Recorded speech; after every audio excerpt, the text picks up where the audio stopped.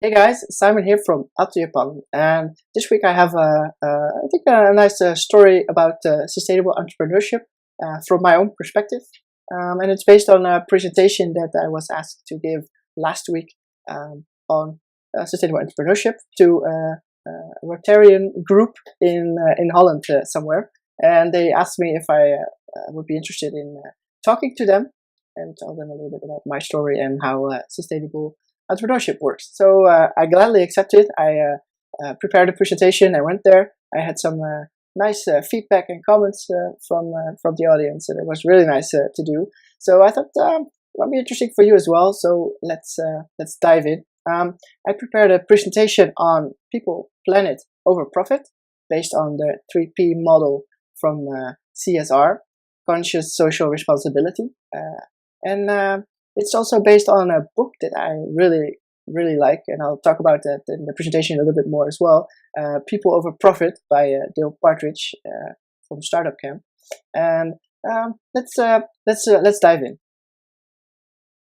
Of course, this is not the live presentation, so your phone off doesn't really matter, but it's part of the presentation.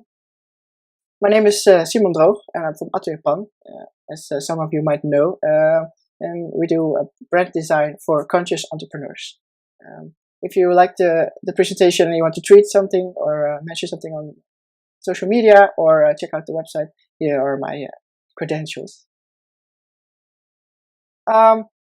Like I said, my name is Simon, and I think I can characterize myself in 5 statements. I am a visual identity designer or a brand designer.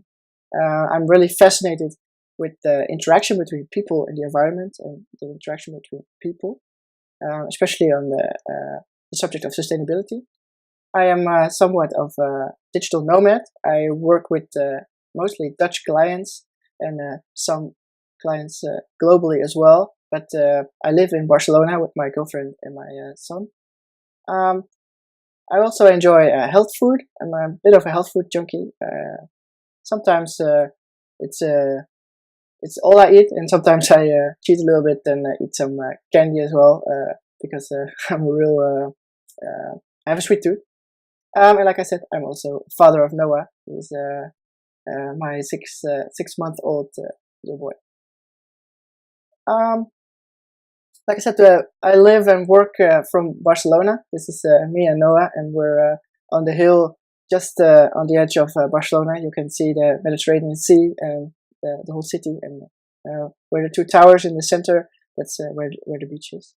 I live here with my girlfriend and Noah. A little bit about my background. I am originally an architect. I studied architecture at the TU Delft, or Delft University of Technology in Holland, and I graduated there. I have a master's degree in architecture. This is a photo from my graduation project. I designed a yoga studio in the heart of Delft, so where people could relax and get away from the city a little bit, get away from their busy lives, and that's exactly what I find interesting about architecture as well. It's about the experience of space. It's a little bit about environmental psychology, the intersection between architecture and psychology. I'm also interested in sustainable use of materials and, of course, building. Sorry. Sustainable building materials and solar panels, for example. I combined this with a thesis that I did with a friend of mine, Paul de Vries, and we did a thesis on emotion in architecture, the experience of the user of architecture, and it was a really interesting subject. And I think that finally led me to where I'm now doing brand design, but it's also based very much on the experience of the customer, the client, and how do you design for that when you're building brands. But first I started working somewhere before I started Arte Japan, and that was in the luxury yacht business. We designed really big yachts, 60 meters or longer, for the most wealthy people on the planet. For example, I also worked on this yacht. I was working for a company that built interiors for these yachts, and I was the intermediary between the architect who designed the yacht and the company that builds the interior, and I helped with translating the design to something that can be made. For example, this yacht. Excuse me, I still have a little bit of cold, so I apologize for that. We used a lot of really expensive materials. Everything was custom made. It was tropical wood, chromed materials, very high-end stuff. And I think I worked there for about 3.5 years, and I really enjoyed that we made this really incredible and beautiful stuff. But in the end, I think it didn't really fit with my view of the world. I wanted to help people and not work for this multi-millionaire or billionaire. And with this totally excessive luxury items, I thought I would. I was really into sustainability and the user and how people experience that. So I decided I needed to change, especially after something that I read online. It was I think it was a comic strip where it said, "So what do you do?" "Well, I'm a cashier." "Oh, I didn't mean what you do for money. I mean, what do you do for the world?" That got me thinking, and in the end, I decided to leave my well-paid job and start for myself, to be able to do more with the graphic design and sustainability and helping small businesses. But I had no idea how to do that. I wasn't an entrepreneur. My parents or my family are not entrepreneurs, so I had no idea how to do that. Especially also when you combine that with an area or a field of expertise that was slightly new for me as well. I did work as a student doing this doing graphic design work, but not as a professional in the sense that running a company. So I had no idea how to do that. But then I found this book. It's called Green Graphic Design, and it's a book by Brian Doherty from the Celery agency. They do a lot of amazing sustainable graphic design things, and that showed me a lot of possibilities what can be done with graphic design and sustainability. And I think I could really have an impact and help others with this book. And I thought, this is what I want to do, and this is what I'm going to do. So after reading this book, I had so many ideas. I started researching on the internet, and I came across more and more sustainability subjects related to design. And of course, I came upon the 3P model, People, Planet, Profit, but also the reuse, and recycle methodology. I read more and more about the CSR, the corporate social responsibility platform, and I thought this could be really something. So I decided to found Atelier Pan, and that I would help other businesses go for green impact, have green results, being able to make a difference, and have a positive impact on the world, and a nice legacy for Noah, my son, and also other generations that follow.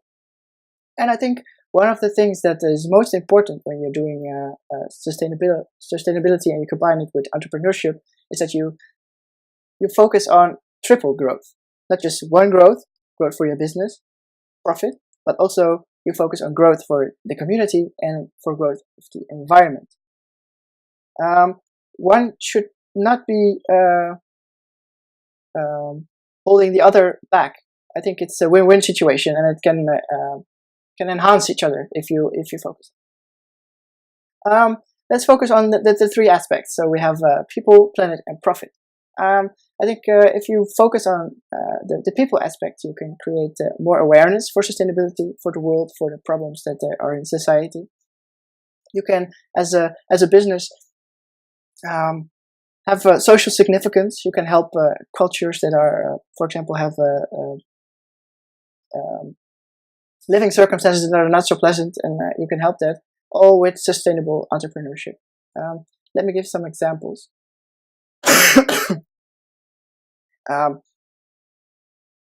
When doing sustainable business, it's important that you work on your awareness and have a transparent business. Also, be more aware of things that you consume, energy-wise, the waste that you produce, things that you buy in the store, are they needed or not? Think about that. Some examples. I really love this brand. They are called Method and Method Cleaning Products, and they have this campaign where they talk about people against dirty. And it is a twofold campaign.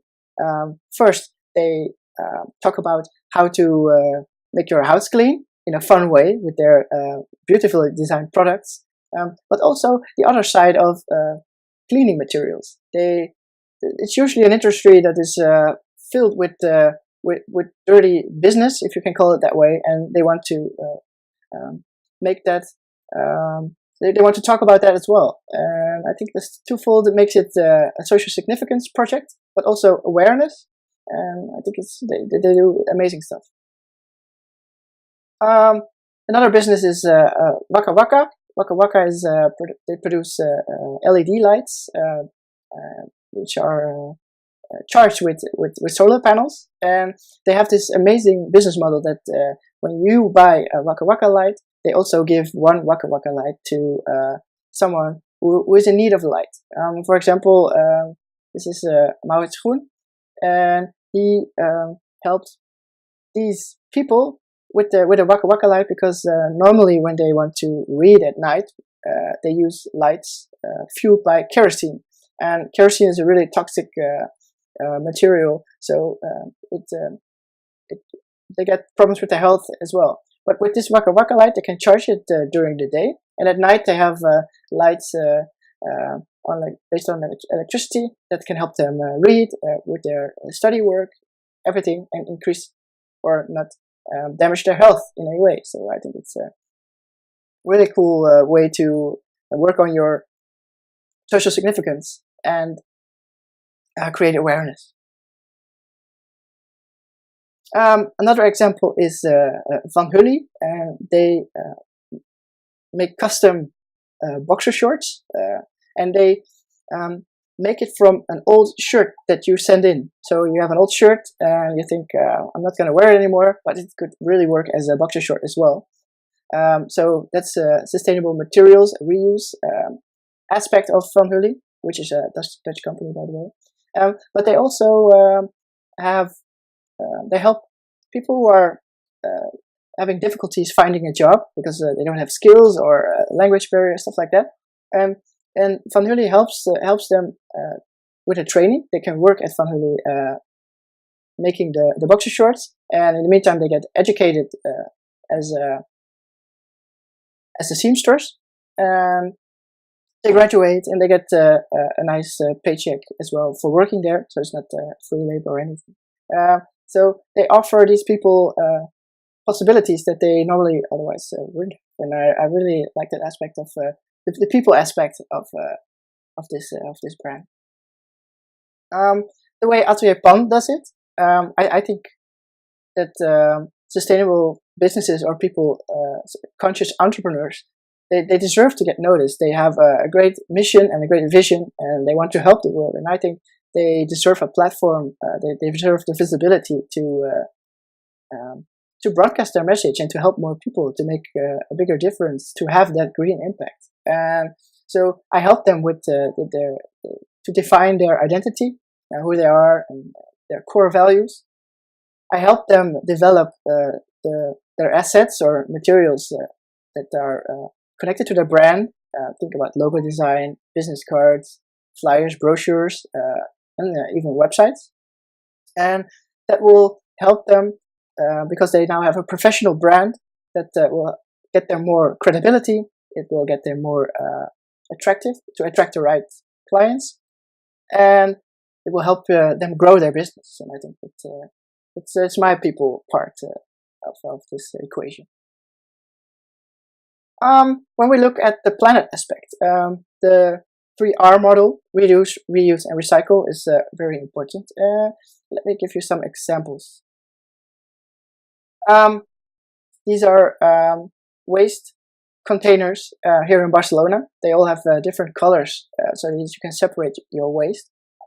They also promote that you reduce your waste. And it works quite well. I still see some people throwing out their normal garbage in a green container or a brown container that should have like a plant-based waste, natural waste. So education-wise, it still needs to work, but I think it's a really good start.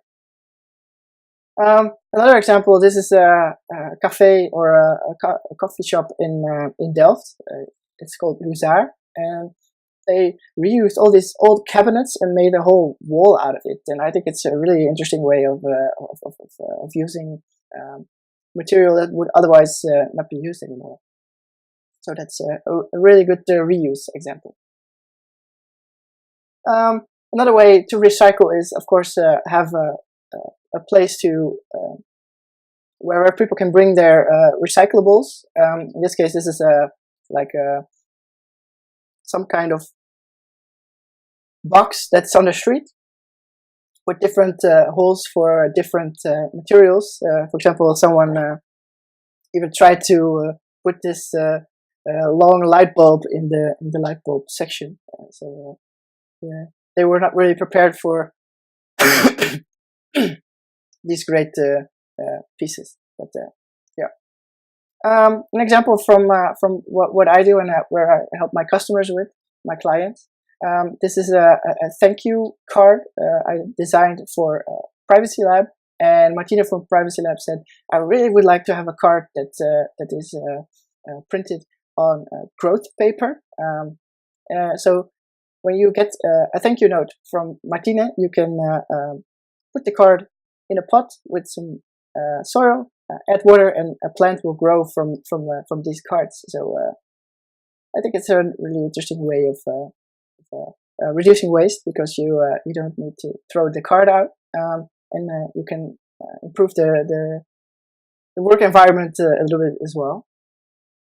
An example of a flyer or brochure that I made for Atelier Pan. It's about how to make your sustainable business stand out. And the cool thing about this thing is that it can it's printed on recycled paper, which can easily be recycled again. It's also unbleached, so no chlorine was used. They used plant-based ink, for example, based on soy and other inks. I had a white piece on the side, so they don't have a lot of waste when they cut the flyer. Because normally, if you have pictures all the way to the edges of your paper, then they will need to cut it off, cut more paper off. In this case, it was not needed, and it had on the outside it had a place for an address, for a stamp, and for the post office things that need to be put on. So you didn't need an envelope as well. So you could just tape it and put it on the mail, and so it was a way to use think about the planet when you think about making brand assets. In this case, a brochure. The profit aspect. I think, of course, when you're running a business, profit is very important. It's not the only thing, because we're working on triple growth, like I said. But when you talk about profit, you should think about the demands for the consumer as well. These days, when people have an option to go for a sustainable solution instead of a non-sustainable solution, people, based of course on price and the quality of the product, they'd like to choose for the sustainable option. And they start to demand it more and more as well. we want a sustainable solution because that fits their worldview. We don't want that polluter.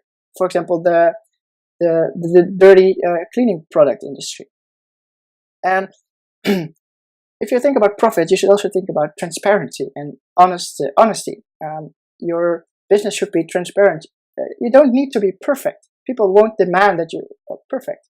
They want to know that you're working on becoming more sustainable. You can even tell them that you have a problem with a certain aspect of your business that's not that sustainable yet, but you're working on it. Or maybe you tried new things and it didn't turn out so good. Just be honest and transparent about what you're doing, because customers really enjoy that, because they want to build a relationship with the companies that they buy from. It's getting more and more important to have that relationship and not just buy a one-off product with someone. If you think about a brand like Apple, for example, they still need to do a lot about their sustainability, but they're working on it, and they build relationships with their customers, with their consumers. When you buy a product from them and you really enjoy it, then next time you will buy another product from them. So think about that.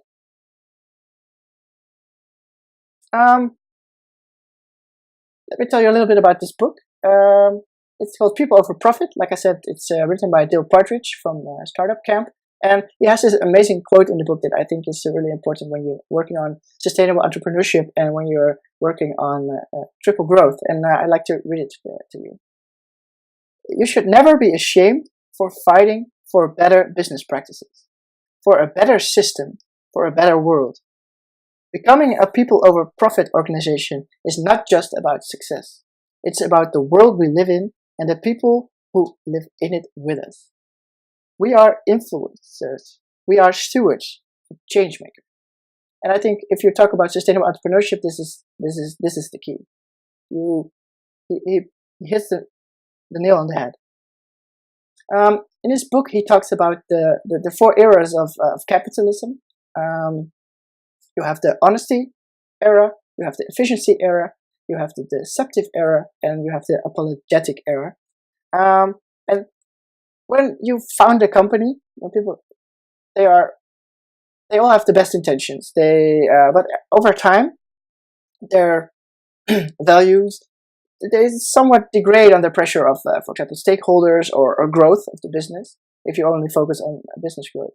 And I think, as Dale described it, at the moment we're in the fourth era, the apologetic era, and where a lot of companies are apologizing for their misdeeds over the time. And I think, as Dale says, we're probably in this era combined with the honesty era for the coming 20 years. So if you position yourself as an honest and transparent company and focus on sustainable entrepreneurship and being a good business, being where it's more about the growth of the community, it's about the growth of the environment and the growth of your business. When you combine it, I think you're in a very good position. Still, it's quite difficult to sell sustainability by itself, because a lot of sustainability companies focus on the wrong things when they're talking about sustainability. They tend to focus only on the aspect of sustainability and not about anything else. Over the years, sustainable products used to have more barriers and less benefits. Only the fact that it was sustainable made it more beneficial to them. But maybe the price was a lot higher, the quality was not that good, it wasn't comfortable, stuff like that. But over the years, with new technologies, it's possible to have a sustainable product that has a good price, that is comfortable and works like a charm. It doesn't lack any quality. So if you focus more on the benefits of your product for the client, next to the sustainability aspect, because sustainability is important, but it's not the deciding factor for most people when they buy, and you remove the barriers like the high price and stuff like that, like I said, then and you create value to them, then people will buy your sustainable product. An example of a great sustainable company is called Patagonia. They make adventure clothing. sustainable clothing, and they are all about their transparency in business and honesty. They are all about work environment that is good for the people that work for them. They are all about lowering their carbon footprint. They're even working on a transparent supply chain. They only would work with companies or suppliers that also believe in the sustainable world. An example is this. They had a very successful ad campaign a few years ago, and it's called "Don't Buy This Jacket." And they are a business that sells clothing, and they need the business or they make money from selling clothes. But the way they positioned themselves is that don't buy this jacket. It's a Patagonia jacket, by the way, in the picture. But only buy it when you need it. And they also added a different part of their business as well, where they focus more on the repair of their products. So it's better to have worn wear than having new wear, because they will repair it for you. So we talked about people, we talked about planet, we talked about profit, and the things that you can do as a sustainable entrepreneur. I think one other aspect that's interesting as well is your social significance. You can support other change makers as a business as well. Here are some projects that I really enjoy and that I'm part of as well, supporting them in that sense. This is the Ocean Cleanup. They have it's founded by TU Delft student Bojan Slat, and they want to clean up the oceans, remove the plastics, and I think they're a long way in developing the technology to make that happen, and it's really cool. And I donated some money to their project, and as a reward, I gave this T-shirt. I also designed a T-shirt by myself to promote reduce, reuse, and recycle. This project is I support the Canopy project. It's a project by the Earth Day organization. I designed this T-shirt, and when people buy a T-shirt, they will plant 8 trees in places where they're really needed. So when you buy a T-shirt, I plant 4 trees. That's in the price of the T-shirt, and I myself plant 4 trees as well to help support the cause. So 4 by yourself because you're buying the T-shirt, and 4 from Atelier Plan, and together we support the Canopy project.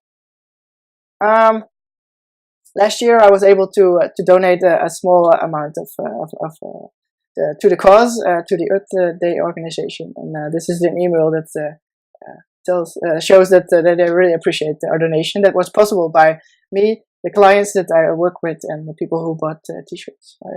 It's a small contribution, but I think every small piece helps. If we only keep working on growth as a business, a single-minded growth, and not the triple growth that I talked about, then things will go wrong. Like we already know, that we have a waste problem, pollution, climate change, the ice caps melting, more endangered species, the rising of the ocean, of the water level, where a lot of countries will have problems with flooding and stuff like that. Also, in other places there will be no water at all, drought, and no drinking water. It's going to be a really big problem when we don't have drinking water anymore. It reminds me a little bit of the movie The Matrix, and there is this character. He's called Agent Smith, and he quotes. I like to quote him because I think it says something about us as human species and how what we're doing to the world. He says, "I'd like to share a revelation that I've had during my time here. It came to me when I tried to classify your species, and I realized that you're not actually mammals. Every mammal on this planet instinctively develops a natural equilibrium with the surrounding environment, but you humans do not. You move to an area and you multiply until every natural resource is consumed, and the only way you can survive is to spread to another area. There is another organism on this planet that follows the same pattern. Do you know what it is? It's a virus. Human beings are a disease, a cancer of this planet. I know this quote is really harsh, and I think if we don't change, bad things will happen and are already happening. But I think we have so much potential that we can change it. Sustainability has gone from a nice to do to a must do, as Steve Howard, the CSO officer, the Chief Sustainability Officer of IKEA, says. And a lot of big businesses are already working on sustainability a lot. But for small businesses, CSR is still really a big challenge. How will I become more sustainable, and where do I start? But I think together we can really do something about it. I would love to help you with the brand aspect of sustainable entrepreneurship, and other people can really help you with production, less waste, more sustainable materials, many things. And I think we need to, if we change our behavior, we can make this work. So alone we cannot change the world, but if you do it together, you can make a difference. I saw a picture a while ago that there was a picture of two groups of peoples, about 1/3 and 2/3 of the population. 1/3 is not really concerned about the environment, and the other 2/3 says, I really care about the environment, but who am I? What can I do as a single person? But if 2/3 of the population say that they want to make a difference, but they don't know how to do it alone, if they just do their little bits, then it will have a big effect. They will have a ripple effect if we all do our part. To help you with your sustainability entrepreneurship, I'd like to offer you 2 gifts. One gift is this ebook that I wrote with 10 practical tips to save paper and ink at the office. If you want to have it, just post a comment below, and I will send a copy to you. And also the brochure that I talked about with 5 ways to make your sustainable business stand out. The same goes there. If you just post a comment below, I will be happy to send you a copy. The 5 ways, by the way, are you can use innovation to stand out. You can work on your costs if you do green graphic design. You can separate you from other businesses in your area. You can improve the experience of your client with sustainability. You can also improve the experience of your employees with sustainability. So if you're interested, like I said, post a comment.